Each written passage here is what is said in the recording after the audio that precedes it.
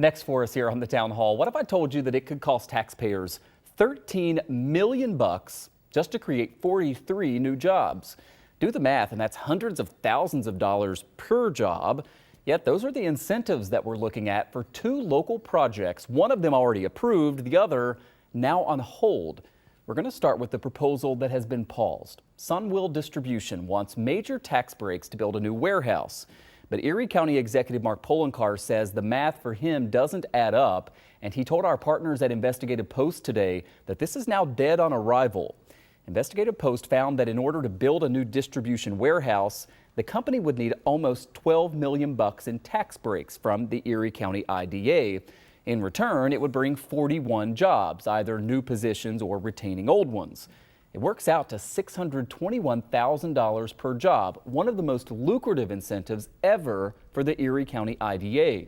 If approved, the West Seneca School District would lose out on $4.6 million over a decade. The town would lose more than $2 million on top of that. Now, the company would invest $62 million over the long run, and supporters argue that you wouldn't get any revenue if this thing isn't built. In this particular case, it would be Sonwil Distribution that is benefiting from this. Like I mentioned, they would have at least a property tax bill of $10 million over 10 years if they did not have any subsidies for this. With this, they are only going to be paying $2.5 million over that 10 years, or about $250K per year. That's, I guess, how the IDA game works. If you are one of the lucky businesses that gets these subsidies, you could save 20% on your project. Investigative Post kept digging into this, and the IDA tax breaks are just the start. Sonwil is also looking for state tax credits and discounted hydropower. For comparison, this package is more than double the last big deal. That was for the Northland Workforce Training Center at $5 million in tax breaks. And again, the Erie County Executive saying he is opposed to this and will fight it.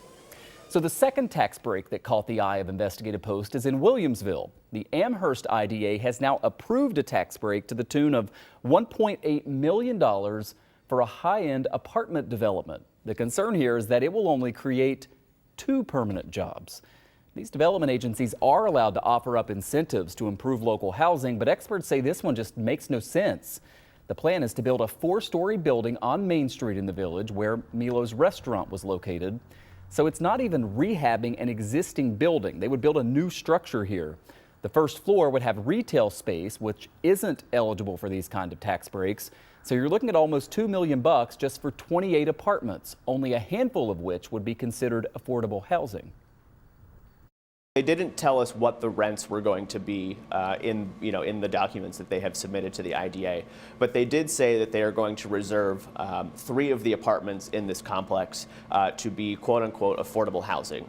And they said that they would base that rent off of 80% of the area median income.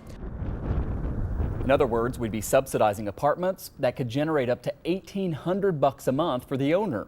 As for those 2 jobs created, they would be managers for the apartments, making the cost per job at around $940,000. The jobs would pay about $45,000 a year. Investigative Post reached out to both of the companies seeking these tax breaks. Neither responded. There is a lot of in-depth reporting on these 2 stories. Plus, you can read the entire application from Sonwil. That's available right now at investigativepost.org.